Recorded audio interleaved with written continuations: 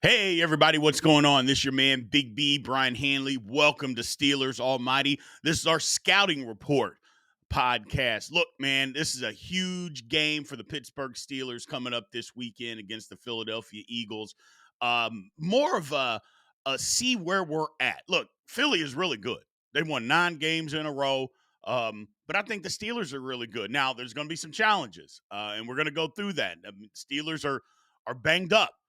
Still, it seems like we just can't get over the injury bug. But no excuses, man. They're not going to cancel the football game.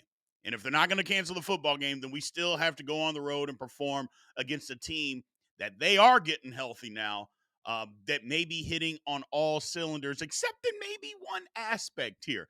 And we're going to cover all that. So make sure you stick around. We do have a special guest today, Gino Cammilleri, one of our friends from Locked on Eagles. He joins us, so make sure you stick around to catch him and what he brings as far as an Eagles perspective, not only on their season, but also this matchup. So that'll be interesting for you guys to hear.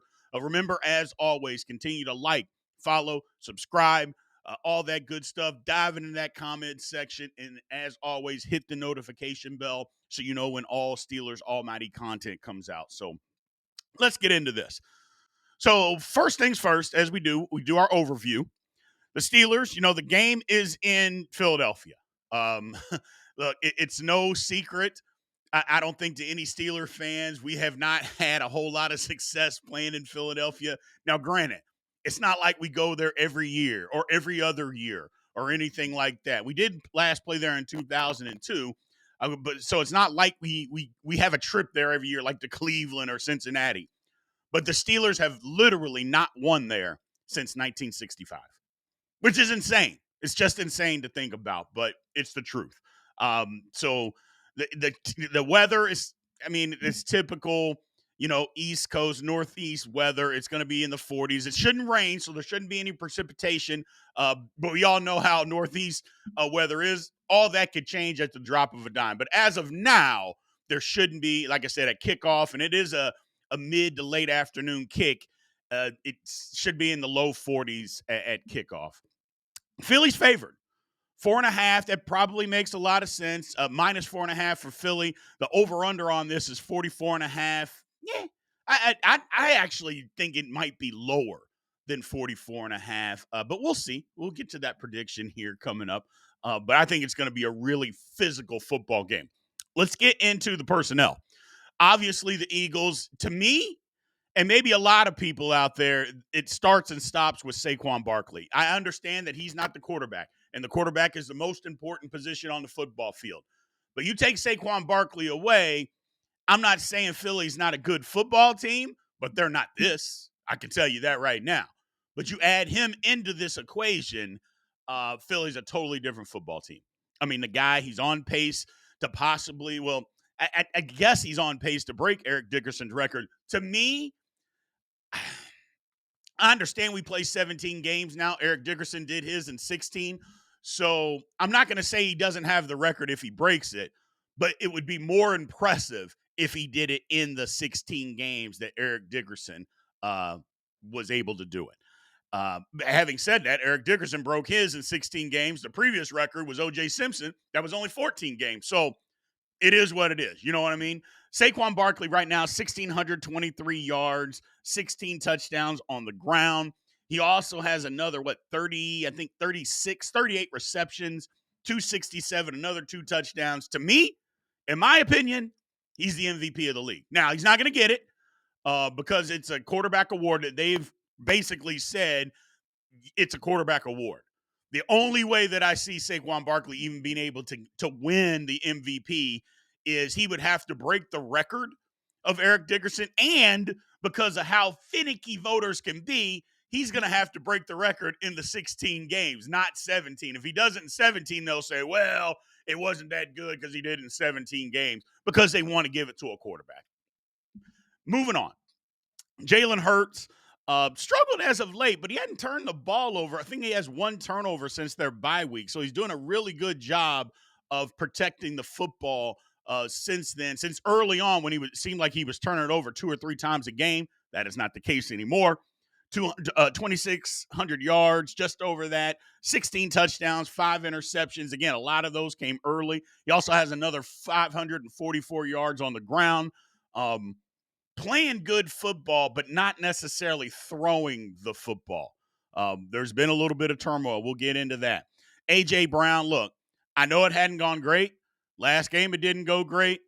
But Steelers, we still got PTSD from the last time we faced A.J. Brown. We'll talk about that a little later. But 48 receptions on the year, 836 as far as yards, 4 touchdowns.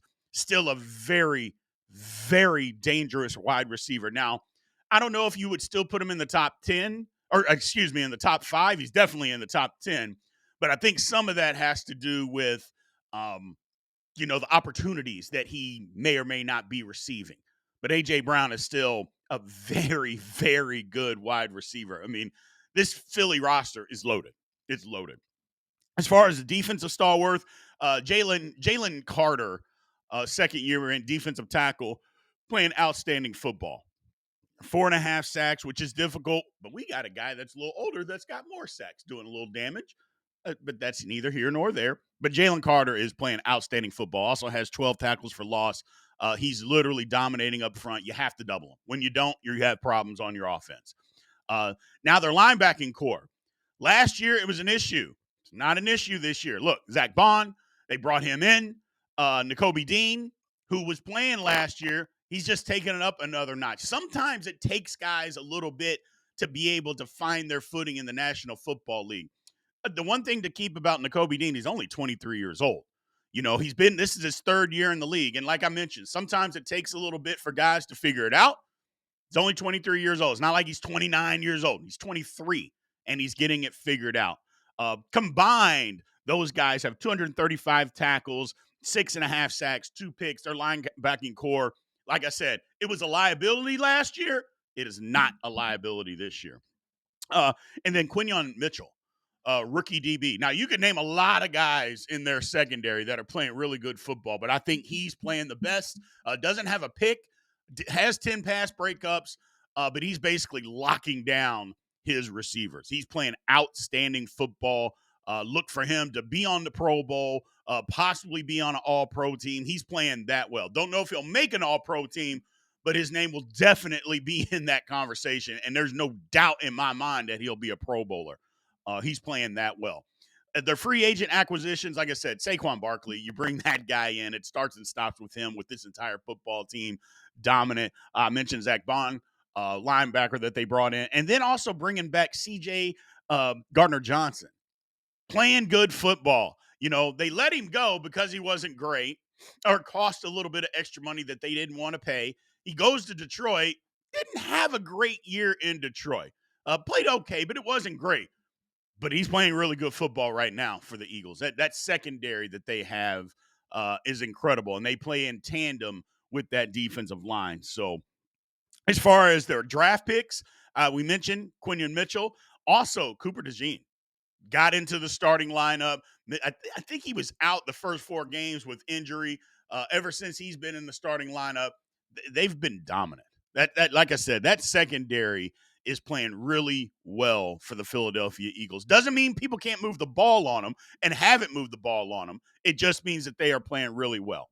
Now, as far as injuries are concerned, look, the Eagles, Reed Blankenship had a concussion, but he practiced. So I think Reed Blankenship is going to be back. Again, another key secondary piece that has been out, like I said, with a concussion.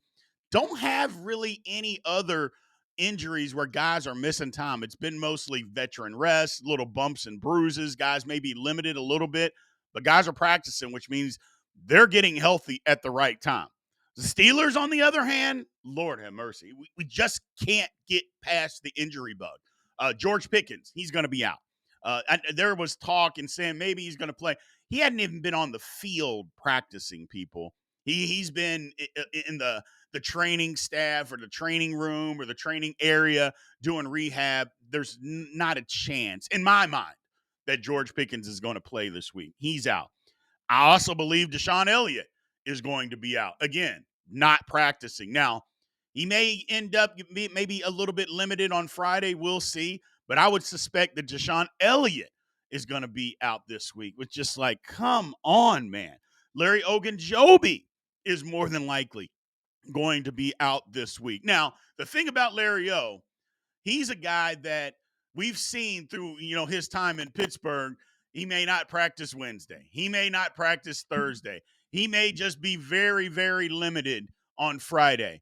Goes through the walkthrough, and then he plays on Sunday. So keep your eye on that. But if you're trying to pin me down right this second, I would say Larry O probably doesn't play. Martravius Adams, on the other hand, if Larry O can't go, I think Martravius Adams is going to play. I think he was going to play anyway, but I think he finally is back. His 21-day window is open. I think he's going to get a helmet on Sunday this week. So Steelers are a little banged up. Like I said, they've been banged up all year, but at the wrong time, they just can't get past it. It's just something that just keeps lingering, which stinks. But what are you going to do, man? I say this a million times. Football is a game where bones break, ligaments tear, soft tissue injury. There's just nothing you can do about it, man. When you stretch your body to as far as you stretch it, there's not a whole lot that you can do. So let's get to the matchups here. So first things first, strength versus strength. Steelers' strength against the Eagles' strength. Well, to me, this one is easy. It's the Steelers' rush defense, which is fourth in the league. They're giving up 91 yards a game, and 94 in the last three, versus the Eagles' rush offense, which is number one in the league. 191 yards a game, but 221 over the last three. I've said this on multiple platforms this week about the Pittsburgh Steelers. If the Steelers are going to win, they have to control Saquon Barkley. And when I mean control him, I think you got to keep him under 100 yards. I think you got to do everything in your power to keep him under 100 yards. But if he gets 125, 140 yards, I don't think the Steelers can win the game. I really, really don't. Now, anything's possible. He can get 140 yards, but if Philly has 3 turnovers or something like that, that's something different. But what I'm saying is, if it's an even game, if it's a clean game, and Saquon's running for 125, 140 yards, Steelers are going to be in trouble.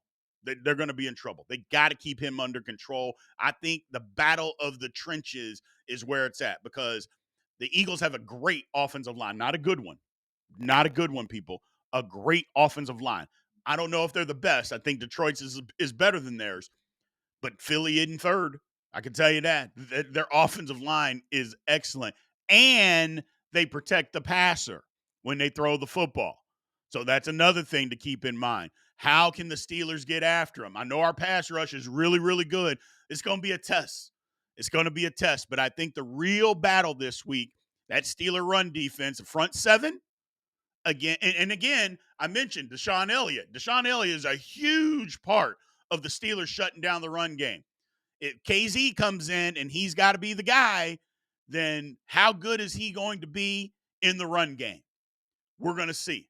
Does he flip with Mika Fitzpatrick and we put Fitzpatrick in the strong safety spot because he's more of a tackler than KZ would be? I don't know what happens, but we'll see on Sunday. Like I said, I hope Elliott can play, but I don't think he is. But I think that's the matchup that we really, really need to win, but definitely keep our eye on. Now, moving on, the Steelers' strength versus a weakness of the Eagles. Now, I know what we're talking about. The Steelers, their pass defense has been a little shaky the last several weeks. And you could say for the last 6 if you want to. But they're number 17th in the National Football League, which is a little less than average. Okay, fine. But it's been decent. Hadn't been horrible. 218 a game, or 210 a game, excuse me. No, it's 218. 218. Couldn't read my own writing. 218 a game. The Eagles' passing offense, on the other hand, 31st in the league. Literally 31st in the league. 180 yards a game. Only 120 over the last 3 games. Now, you look at that, and there's been some reasons for that. Look, everybody has seen the clips on whatever channel, ESPN, FS1, NFL Network. You've seen the clips of Jalen Hurts either holding on to the ball too long, not trusting what he sees. Guys are running free and him just not cutting it loose.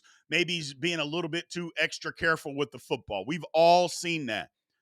But let's not say, well, that didn't happen. He can just turn it around because he hasn't. This is not just a one game where, okay, he held on to the ball too long. He didn't see it. Over the last 3 games, you're averaging 120 yards. You're number one, you're not pushing the football down the field.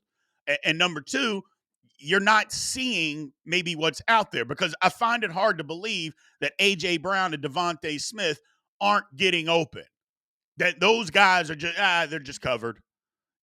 Nobody can get open. That can be to the Steelers' advantage because we've seen some leakage from the Steelers, especially when we go zone. However, I would say that the Steelers have also played some pretty good. I mean, it played Joe Burrow. Now, I'm not going to put the Cleveland Browns on some kind of pedestal, but they can throw the football for some yards. I mean, that has happened. Um, but I think this is a matchup the Steelers got to dominate. Just flat out, they got to dominate. Continue to get after Jalen Hurts. Keep him in the pocket. What I say is the Steelers got to treat him like they treat Lamar Jackson. Literally treat him just like you treat Lamar Jackson. Keep him in the pocket, get pressure up the middle in his face, and make him beat you with his arm. Don't let him extend plays. Don't let him beat you with his legs. Make him beat you with his arm. The difference between him and Lamar Jackson, Lamar is a little more elusive. I shouldn't say a lot more elusive. Faster, more elusive, and I think he's got a more accurate arm than Jalen Hurts. Jalen Hurts is a lot bigger and physical. But don't let me convince you that he's not athletic because he is. Just because Lamar Jackson is the extreme when it comes to athleticism doesn't mean that Jalen Hurts isn't athletic because he absolutely is. So I still think the Steelers got to treat him the same as you do Lamar. Keep him in the pocket, make him beat you with his arm. And if he does, you got to live with the results. But don't let him get outside the pocket. Don't let him do a bunch of scrambling, which he's been very good at doing in this 9-game win streak that the Eagles have had. So if you can do that, then you got an opportunity. As far as a Steelers' weakness against a strength of the Philadelphia Eagles that could be a problem, look, it's the Steelers' offense. Now, last week, we saw the Steelers. They had, 267 total offense. Now, they scored 27 points. So you take the good with the bad. Yes, we didn't have that much total yardage. We didn't throw the ball great. Our average per carry wasn't great, but we still scored 27 points in the football game. We took advantage of short fields, took advantage of what our defense gave us, and maybe some of that was attributed to why we didn't have as many yards. But I also know of the first 5 drives, we went 4 and out on 4, or 3 and out on 4 of those. That's a problem. And, to be able to beat the Eagles, we're going to have to match their energy early, and that means on offense being aggressive and moving the football a little bit because the Eagles' defense is number 1 in the league. They don't give up yards, 281 yards a game. Maybe some people are going to say, well, they're not number 1. When you're giving up to the least amount of yards in a football game, to me, that means you're the number 1 defense in the league. Yeah, and that's what the Philadelphia Eagles right now are. So it's going to be a challenge. We're without our biggest weapon on offense, Pickens. That makes it a challenge. They stop the run. It's a challenge. They have a great secondary. It's a challenge. Doesn't mean it's impossible, though. They pay the Steelers offensive guys, too, just like they pay the Eagles. I say that all the time. And since that's the case, we just have to be on our P's and Q's. We just have to be buttoned up. It's going to be a physical football game. I think the Steelers got to establish the run game. I think that's the way to success in this football game. Both lines of scrimmage. Stop the run, run the football. I know we say that every week, and you can say that for every football game. But I think this one is even more imperative that you have to be able to run the football when you're without your biggest weapon on the outside or your biggest weapon, period, on the offensive side of the ball. Then your offensive line's got to do some yeoman's work. It's going to be tough. It's not saying it's going to be easy, but if it was easy, everybody would do it. So I did, but that's the matchup right there. As far as our weakness versus a Philly strength, it's going to be tough. So right now we are going to bring in our guy Gino Cammilleri with Locked On Eagles. He brings a perspective of what the Eagles, number one, what the Eagles are going through as far as the season, and on this football game. They do a great job over there.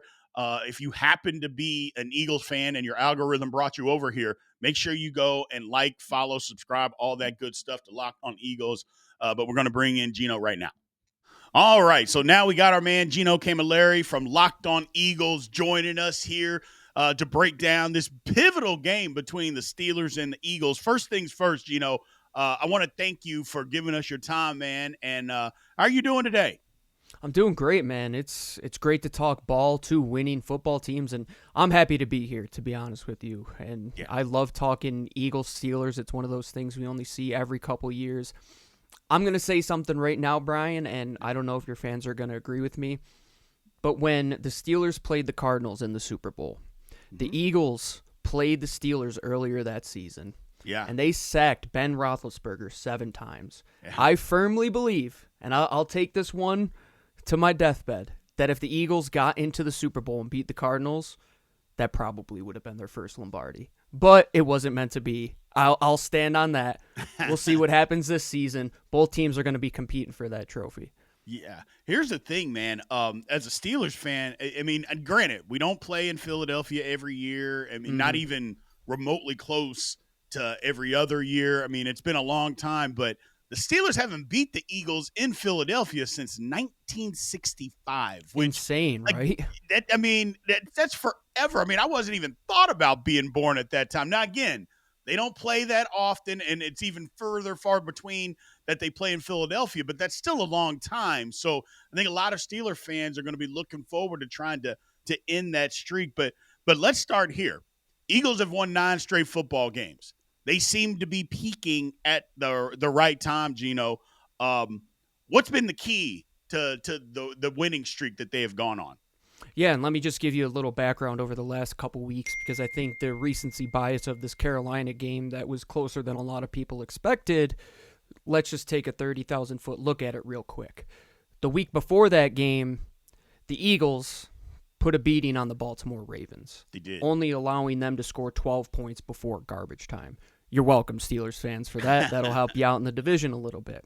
So if you're somebody who I've grown up and I like to follow the Vegas lines from an analytical standpoint, and sometimes they know a little bit more than we do in the public, it was a 12.5 point line to open. It moved to 13.5. The Eagles have been historically bad when they're 10-point favorites, coming off of a huge win where they beat Baltimore, and knowing that this game in Philadelphia against Pittsburgh is going to be probably one of the more physical games that they play all season long. Right. So if you were to look at it from a broad perspective, what is one game that maybe you don't get up for down the stretch? Because after Pittsburgh, it goes Washington on the road, which is huge because that might potentially kick them out of the playoffs if the Rams are doing well and the rest of the West keeps winning as well. And then they go Dallas and the Giants to finish off the season. Carolina was the game where they would fall asleep. That is trap game central. They only win by 6 points in that game. Jake Elliott missed a couple field goals. He's been terrible this season from 50+. But the key, to get back to your point, it's Saquon Barkley. He is everything. He is the bread. He is the peanut butter. He is the jelly. He's on record pace right now to potentially break Eric Dickerson's record. Noted it would be in a 17-game season, but he's on pace to eclipse 2,000 yards on the ground. The Eagles in the air, though, that has gotten some drama in Philadelphia over the last week. I don't really like to talk about people saying stuff to the media and guys getting into it in interpersonal things because I don't know the behind the scenes. But if you look at the numbers, the passing game isn't great. They're 31st in the NFL in overall passing output. Right. When you have A.J. Brown, Devontae Smith, you need to capitalize on those guys. But the third key, I will say, and there's one more. Sorry, I keep going here. But Jalen Hurts has not turned the ball over outside of one time in this stretch, and that was against Dallas, where they put a beating on them. Before that, when they were 2-2, he was turning the ball over multiple times a game. If he takes care of the ball, the defense, the final key, I promise I'll wrap it up here, has been historically great. And that comes with the infusion of Quinyon Mitchell, who is potential defensive rookie of the year, Cooper DeJean, who if he played the first 4 games of the season, would be right there with Quinyon Mitchell to potentially win Defensive Rookie of the Year. Howie Roseman drafted those 2 guys this year, and guys he drafted last year early, guys in the last year before that, so 3 years now. Jordan Davis, Jalen Carter, Nakobe Dean. All these guys are starting to play very well together. You bring back Chauncey Gardner-Johnson, who's been the heartbeat of this defense. They can stop the run. They can take away the pass. They put the offense in really good field position to where the offense has to be really efficient, and that's where they've been best. I know that was a lot, but that's the story of what's going on with the Eagles. No, I think it was perfect, and we're going to break down each of those and talk about those. I'm going to start off with Saquon. Mm-hmm. Is he the MVP of the league? Now, a lot of Steeler fans, we're going to say that we've got an MVP caliber guy as well, T.J. Watt. I don't think T.J. Watt's winning the MVP. I think he could be in the conversation just based on what he does and the number of resources that teams have to put towards him to just slow him down and to stop him. But talking about Saquon, with what he's doing, and I know there's other guys in the conversation, but is Saquon the MVP of this league this year? Unfortunately, no, because it is a quarterback award. Yeah. And that is unfortunately how it goes. But at the same time, if you take Saquon out of the Eagles offense, you'll still have a successful season. Definitely not as successful as you're having now. And you saw that with Miles Sanders and DeAndre Swift in the past. Saquon makes it so much better. But if you take Josh Allen out of Buffalo, goodness gracious, what is going to happen there? Like that, he's right. The guy there. But I will say, to your point with TJ Watt and to the point of Saquon Barkley, I think both of those guys respectively are going to be tops in competing for offensive and defensive player of the year. And absolutely. I think those are the awards that you can kind of hang your hat on, because you know you're never going to get that MVP unless you do something crazy. If Saquon breaks that Eric Dickerson record and he has over 500 yards on the ground and the amount of touchdowns that he has as well, it'll be tough not to give him an MVP, but history shows it's a quarterback award. Correct. But for the Eagles, he's the Eagles MVP through and through. Every time you need a big play, it's Saquon Barkley. That has been him all season long. And the thing about Saquon, and I've said on our show a couple times, the Eagles are like Floyd Mayweather in the sense that they're not going to knock you out in the first round. Heck, they're very bad in terms of first quarter scoring. They have the greatest bit running in the NFL where, according to EPA, on the first 2 drives of games, they are 32nd in efficiency. Yeah. After that, they are first in EPA. It's the greatest bit that comedy writers couldn't even come up with, right? But the Floyd Mayweather point, they're going to hit you with a jab. Like, you'll get a Saquon Barkley, a 6-yard run, and then, heck, they might go for 1 or 2, but you're going to see that if he makes one guy miss, he's going to pop one. And you go back and watch this winning streak, and even before that, he has had runs that have been that knockout punch late, that even if it doesn't knock you out, it's going to make you win on the scorecard, and that's been the key, is that he has those dagger-like runs. Against Pittsburgh, this is going to be a really good test, a really good offensive line against one of the better defensive lines. I'm going to say the way that the Eagles are going to be successful against Pittsburgh utilizing Saquon Barkley is that they're really good running outside zone. Run that away from TJ Watt's side, because you know he's going to be really good in pursuit. You know he's going to be really good on the front side of blocks, but they've been really successful moving their gaps, getting their offensive linemen pulling. And Kellen Moore and Jeff Stoutland, he is the MVP. He's our offensive line coach, probably the greatest offensive line coach outside of Dante Scarnicchia of the Patriots. He is the run game coordinator. He has dialed up some of the best runs that we have seen. It's like poetry in motion. But Pittsburgh, you know they're going to be assignment sound. You know you're going to fit the run well. Who is going to be able to dent the line of scrimmage? Saquon Barkley, he can make guys miss, but he's not as effective if he can't have that 1.5 to 2 yards before contact, which has been the best part of this offense. Right. That's where I think it's strength versus strength, because the Eagles can run the football. The Steelers are one of the best at stopping the run. So I'm looking forward to that matchup. That was one of the talking points that I was going to ask you about, so I'm glad you already covered it. Yeah, well, what they do well. The one thing that I would say is Alex Highsmith is pretty good. Not pretty good. He's really good on the other side of TJ Watt. I know, it's like you have to pick one of the strengths, right? Right. Like it's like go against the future Hall of Famer or go against a guy who's like low key an all pro every single season. Yep. It's gonna be a battle. That's what I'm really looking forward to, because to me, the way that the Steelers can win the football game, they gotta stop. They gotta keep Saquon under 100 yards. If they don't keep him under 100 yards, the game could get out of reach, to be honest with you. But if they do and they force a passing game, then I think that dabbles into what the Steelers need to do and can do well: get after the quarterback, keep Hurts in the pocket, and force him to beat you. But I'm really looking forward to that matchup. Like I said, I'm glad you brought that up, because strength versus strength, you don't get that very often, where a team is so good running the football against a team that's so good in stopping the run. So I'm really looking forward to that.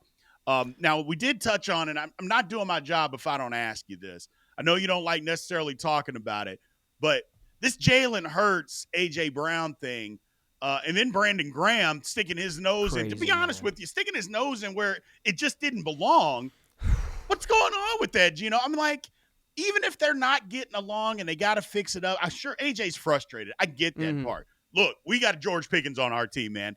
I understand what it's like to have a diva wide receiver.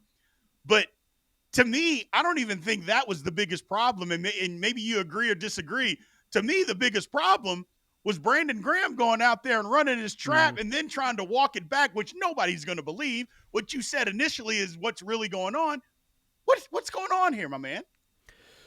So I'll first start by saying this. The reason that this kind of is getting really blown out of proportion, in my opinion, is because of what happened in 2023. You're at the same point of the season where last year was a meltdown. After that, there was a lot of finger pointing.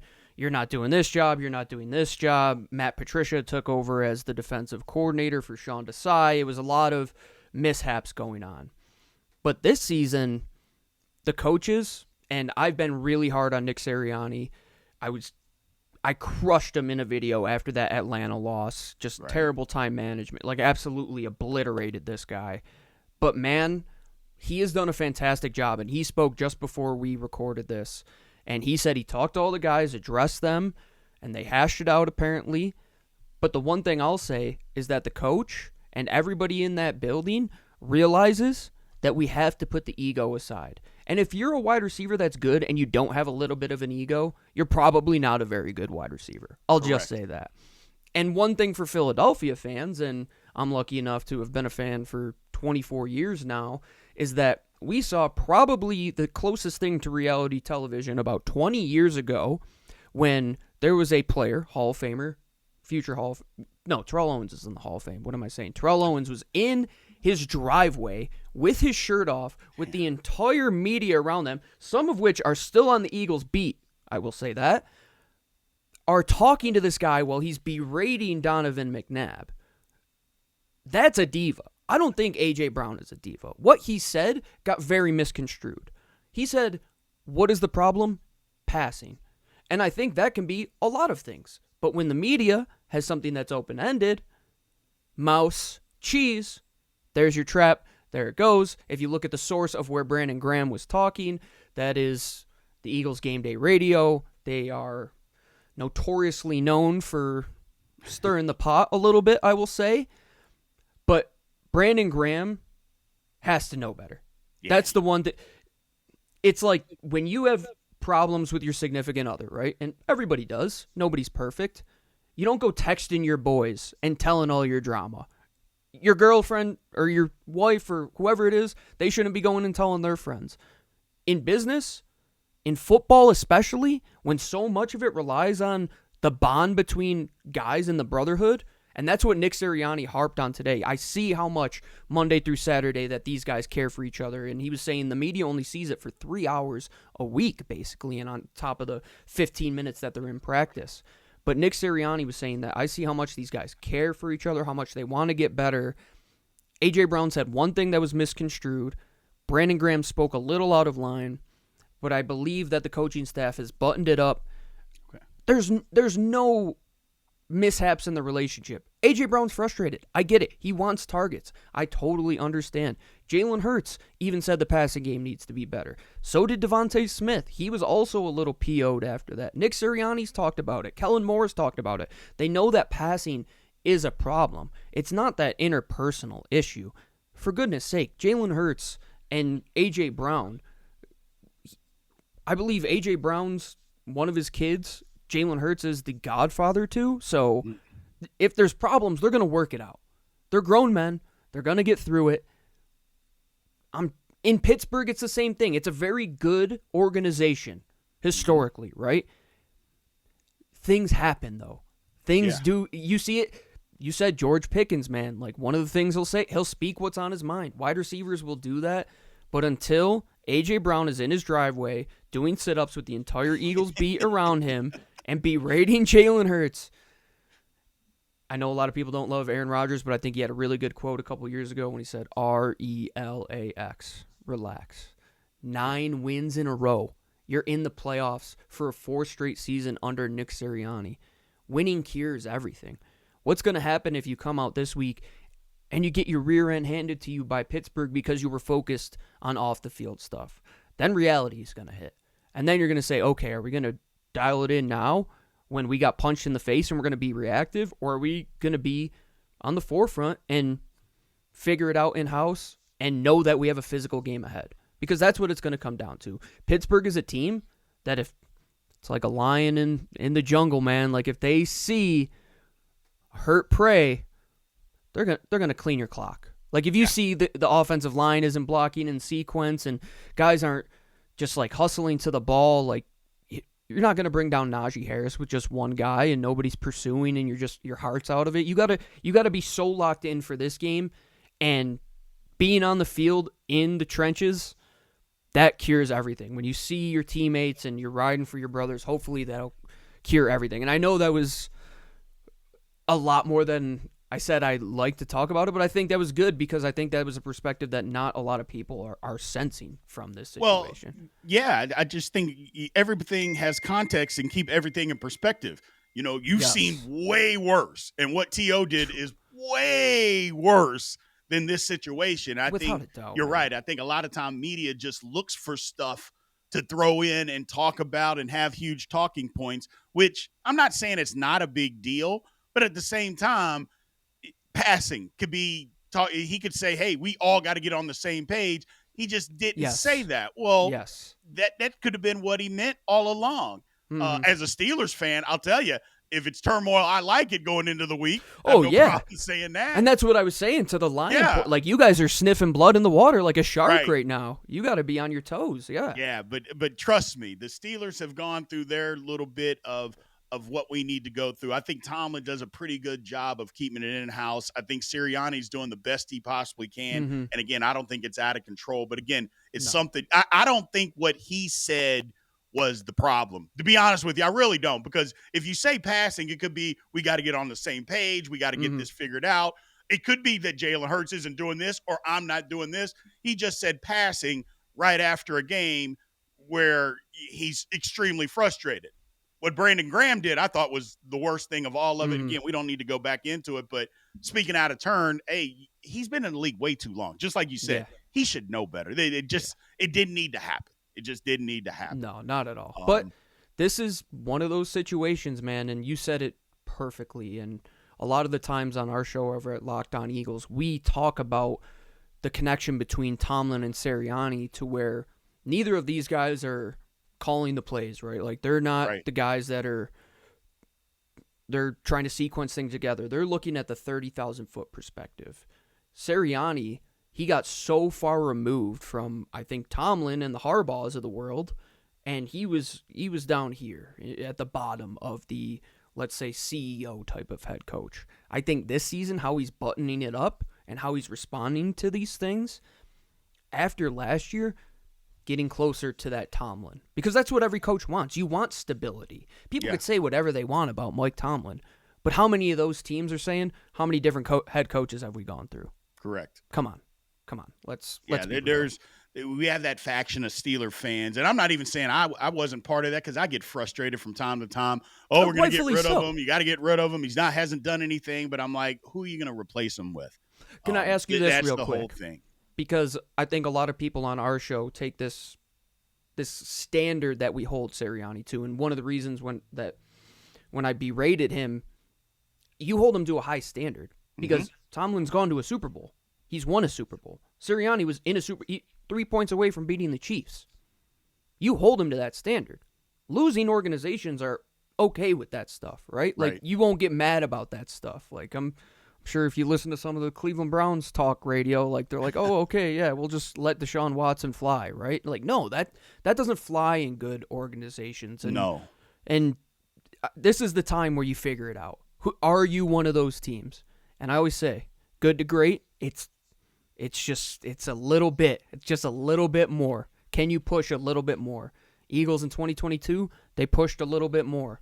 Last year, when push came to shove, they sat down at the beach, got out their drinks with their umbrellas. Right. They were out of there. I don't see that with this team. Gotcha. Before I get you off here, let's talk a little bit. We kind of glossed over it a little bit. This Eagles defense. To me, right now, I mean, statistically, and again, sometimes you can make numbers look however you want to make them look. Eagles defense is at the top of the league. Mm-hmm. Tell us and let the Steeler fans know that are here, and reiterate it for any Eagles fans that are crossing over. How good is this defense? How well are they playing right now? Historically good in terms of Eagles defenses, and I don't think the sack numbers are going to show it. You're not going to get the crazy interception numbers by one guy, but if you look at the run game and what they've been able to do, and Jordan Davis, who's not a guy that's going to be talked about in national circles, but he's a 330-pound, two-gapping anchor in the run game, and he allows Jalen Carter to be the beast that he is. Jalen Carter is what you said about TJ Watt to the Philadelphia Eagles, where you're in that game planning room with your team, you're circling Watt, you're circling Jalen Carter, and you're saying, how do we stop either of these guys? Jalen Carter does not come off the field over the last couple weeks. He's been off the field for, I think, like a total of 3 snaps, which is insane because they've had Fletcher Cox in Philadelphia the last 14 years, and even he wasn't doing that. The thing about them is they're a little banged up at edge right now. You got Bryce Huff, who's out. You got 3 guys up top in Josh Sweat. You got Nolan Smith. And you got a young Jalix Hunt. Jalix Hunt was a former safety, 3rd-round pick this year, who is a little bit undersized. If you're going to attack anybody in the run game, it's probably going to be him. But he's been really good getting to the quarterback. And that's the story, is that they're going to get the quarterback off his landmark. They only got Bryce Young down to the ground one time last week. But they constantly pressured him. Jalen Carter is blowing up plays at the line of scrimmage. The linebackers are playing out of control. Zach Bond, who they brought in from the Saints, who is a former stand-up edge type of player, is probably one of the top 5 middle linebackers in football right now. He was hand-selected by Vic Fangio. They'll probably extend him. Nakobe Dean, former Bulldog, playing out of his mind. But the real story comes down to the secondary and how good Quinyon Mitchell, their rookie cornerback, is. Yeah. In Philadelphia, we have been looking for the Lito Shepherd, the Troy Vincent, the Sheldon Brown, the Bobby Taylor 2000s type of secondary where it's not just one guy, it's not just 2 guys, it's multiple dogs. They have perennial All-Pro Darius Slay playing at a very high level right now. He's fully healthy this season. Quinyon Mitchell has been, like I said in the intro, one of the defensive rookies of the year, probably the favorite on most sportsbook right now. Chauncey Gardner-Johnson comes in. He's getting multiple turnovers over the last couple weeks. He absolutely buried Xavier Legette on one of the first plays of the game. He's the tone setter in terms of coming downhill, hitting hard. Reed Blankenship, who was out last week with a concussion, he'll probably be back. He has been the underdog, like the unsung hero for this defense, and everybody is playing in unison. It is for the first time in probably 20 years so balanced to where everybody is doing their job. Right. Even in 2017 when they won the Super Bowl, it was like, oh, the coverage is doing their job one week, the front is doing their job another week. In 2022, the Super Bowl, coverage did their job. They held Patrick Mahomes, but the front couldn't get to him. This year, everybody is humming. But if there's going to be a team that meets your physicality, I'm so excited to see a game where two teams are going to punch each other in the mouth every single down, and you're going to see who can get off the mat, get up again, and do it over and over and over. I think this is going to be a game that's like 17-14. If you think a lot of points are going to be scored with these two defenses, I don't know. But what was the Pittsburgh offense last couple weeks, man? Like, they're scoring point. Like, what is this? This is something that you guys got to be loving right now. Yeah, it's a different offense with Russell Wilson under center. It's just totally different. The things, the way he gets in and out of plays, to his taking control of the line of scrimmage. Even Arthur Smith, there's a lot of people, and myself included, early in the season, some of the stuff that he was doing, there wasn't a lot of imagination. Well, now there is. You know, we're getting a lot of pre-snap shifting, pre-snap motions. Just a lot of times they're getting in 11 personnel, but they're staying out there. So teams getting the dime. But they use Ben Skoranek a lot because Ben Skoranek is basically like an inline tight end. I mean, the guy's 225, 6'4", 225. Do you guys have the all-grit wide receivers, man? Like some of the grittiest guys. Scotty Miller, too. Like, it's crazy. They're doing stuff that, you know, we're just not used to it. Over the last, I don't mention his name on any platform that I do, our former offensive coordinator, and I'm not going to do that again today. However, having said all that, it's just different. I'm not saying he's perfect, but he's just been different, and Russ has been great. He's just, you know, and guys are responding to that. We just needed a little bit of leadership, guys, to get the ball where it needs to, get the ball in playmakers' hands. It's going to be a lot more difficult because George Pickens is not going to play. I don't think he's going to play for a couple more weeks. So it'll be a lot more difficult. I'm looking forward to a physical brand of football, kind of what you said. I think the score on this game is going to be really, really low. I'll get you out of here on this last one, Gino. Who wins the football game?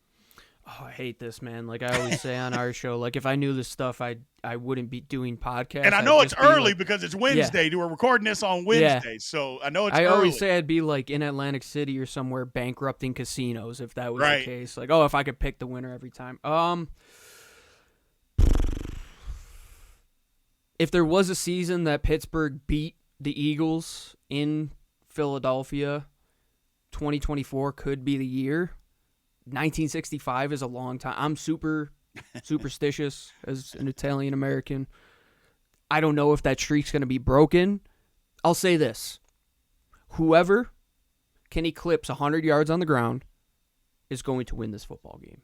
I'll say that. Smart bet. I've said the exact same thing, Gino. Whoever can run the football. And 100 yards doesn't sound like it's a ton of yards. Between these two teams, you're running into cement every freaking down, dude. That's right. So even if you can get to 100 yards and it's 33 carries, then you got time of possession. You're keeping the chains moving. Shorten the game. Keep it out of the hands of the other team. Yeah, we're speaking the same language here. We know what the game plan is. I just think whoever can run the football is going to be able to win the game, regardless of what happens in the passing game. Now, granted, this is National Football League. Anything can happen. Yes. You know, guys are crazy, especially, you know, the weapons that the Eagles have. Yeah, they're pros, man. Having said all of that, it's still going to come down to the trenches like most games do. I think this one's not going to be any different, man. So, Gino, I appreciate you giving us your time, man. I really, really do. Thank you.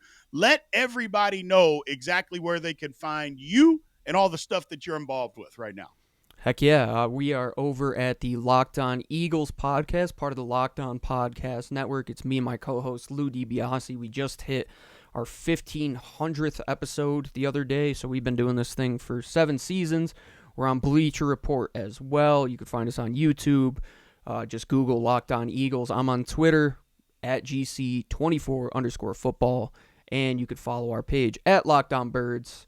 yeah, if you like unbiased Philadelphia Eagles talk, we got a great crossover show coming out Thursday with Locked On Steelers host Chris Carter, who I'm sure you guys are a fan of as well. So, yeah, thank you for having me on, man. I'm always glad to talk ball and somebody who knows what they're talking about. This is going to be a physical one. It's going to be a fun one. If you really like football, if you're a football guy, who cares about the points? There's going to be so much fun all 22 to break down after this week. Oh, yeah. We do an all 22. We do it specifically on the offensive line, breaking that down every Heck week. yeah. So I'm really looking forward to doing that after this game too, man. So I appreciate it. Any Eagles fans that are out there that your algorithm brought you over here, make sure you go, if you're not already following Gino and everything that they're doing over at Locked On Eagles. So we appreciate it, Gino. Thank you for giving us your time. Absolutely, my friend. All right. So let's move on. So with the outcome here, look, the game is in Philly, like I mentioned. This is not going to be a game where the Steelers are going to march into Philadelphia and have 35% of the crowd. Okay, there'll be some Steeler fans there. Don't kid yourself. There'll be plenty of terrible towels there. But if you really believe that this is going to be like a home game, like Atlanta, Vegas, Cincinnati was like that. If you think that, you're kidding yourself. Not in Philly. That's not going to happen. That's not going to happen. Like I mentioned, there'll be some Steeler fans there, plenty, but it's not going to be super loud when the Steelers are on defense. That's just not going to be the case. As far as coaching, I think Nick Sirianni kind of gets a bad rap. You know, people wanting him fired for this or that. This is his fourth year, and he still doesn't have 20 total losses. So I think he's probably doing a pretty good job. They've won 9 games in a row, and half of Philadelphia fans want the man fired. But we understand that as Steeler fans. Half the fan base wants Mike Tomlin fired. Now, there's a little bit more reasoning to that. You know, haven't won a playoff game in 7 years, the master of the 500 record, yada, yada, yada. But to break this down, Mike Tomlin is the better football coach, period, end of story. I don't want to hear anything about how Sirianni is just as good. No, he's not. No, he's not. Mike Tomlin is the better football coach. But that's not to say that Sirianni's a bad coach. You know, again, I say this all the time in America. If you praise one guy over another, it's almost like you have to say that other guy is bad. That's not what I'm saying. Just Mike Tomlin is better than him. As far as the history, look, the Eagles have dominated this series 49-29 and 3 ties. It's not like we play every year. And a lot of those wins were early when the Steelers sucked, before Chuck Noll took over. So, but the fact of the matter is they've dominated this series overall. And last time we played, 2022 in Philadelphia, it was a bloodbath. It was a bloodbath. A.J. Brown went berserk at 156 yards. He had 3 touchdowns in the first half. They whipped us 35-13. That game was never close. We had baby hands Pickett out there throwing football for us, so you know how that was. We had an offensive coordinator that will remain nameless. We don't talk about him on Steelers Almighty. But yeah, it was ugly. Steelers got to match a lot of energy early to be able to beat the Philadelphia Eagles, because after the turmoil that they've had this week with A.J. Brown, Jalen Hurts, Brandon Graham sticking his nose into it and making it, completely overblown and worse than what it may have actually been, they're going to come out early. They're probably going to go to A.J. Brown early, often, and deep. Well, you got to match that energy. You got to match that energy, because if you don't, Philly might blow us out. You know, we've had these slow starts where we just come out and we're kind of lackadaisical, not ready for the football game. If you're not going to be ready for this football game, I don't know what game you're going to be ready for. I'll be quite honest with you. And if they're not ready, I'm going to put the blame solely on Mike Tomlin if the Steelers come out lackadaisical and get punched in the mouth. That should not happen in this football game. It just shouldn't. Too much is at stake. Too much is on the line. I'm not saying this is the most important game for the Steelers. You've heard me say that in this 3-game gauntlet. Baltimore is that game. But don't tell me this game isn't important. The Steelers are still in the running for a 1 seed. They are absolutely in that running. I'm not saying they're going to get it, but they're in the running for it, especially if a couple things go their way.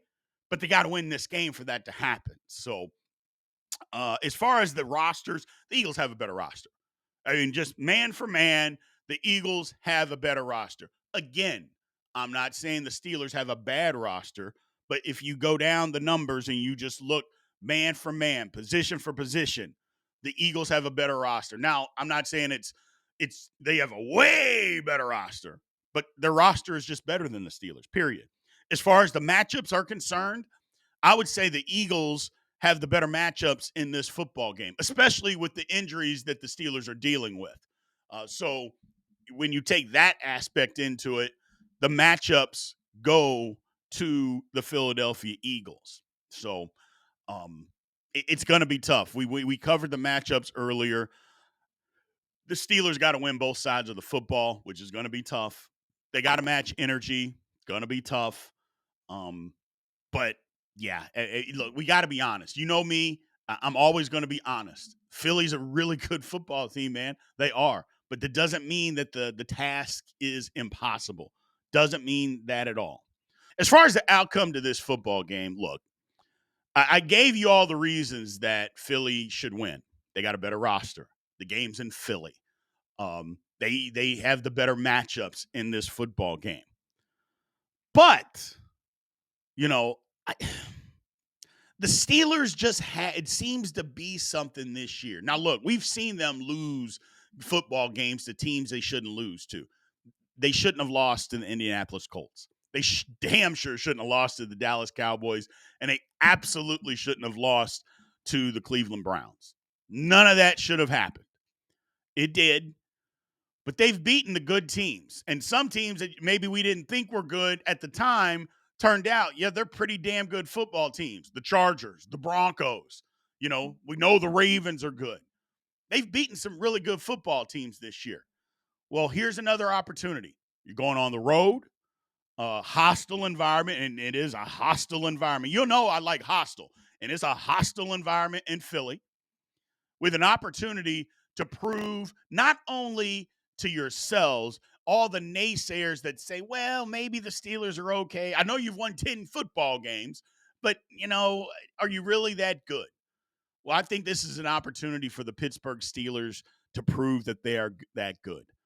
And so I think the outcome of this football game, I was back and forth, man. I really was, versus my head over my heart.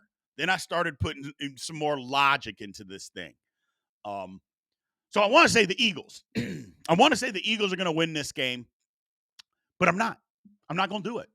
The Pittsburgh Steelers are going to go to Philadelphia and upset the Philadelphia Eagles 23-20, Boz late. I think Russell Wilson is on his P's and Q's, and I think that the Eagles' defensive line is going to get after the Steelers. I think they're going to get after them, but the Steelers are going to find a way to run the football. The average won't be great. It may be 3.3 yards a carry, but we're going to run it enough and make just enough plays. Get it to 3rd and 6. Get a first down to Freiermuth, Darnell, something simple like that. And just keep the chains moving. Keep the chains moving. Keep the ball away from the Philadelphia Eagles. Score when we have an opportunity. But I think late, it's going to come down to, okay, the Steelers got the ball. We got to drive and kick a field goal to win the football game. And I think we're able to do it. And it might be a long field goal. It might be 55 yards, but y'all know what Boz does. I mean, he makes 55-yarders like he's eating Skittles. So that's what I believe is going to happen, people. The Steelers steal one from the Eagles on the road, 23-20, late field goal by Boz, man. So I appreciate all of you all, as always, joining the podcast here.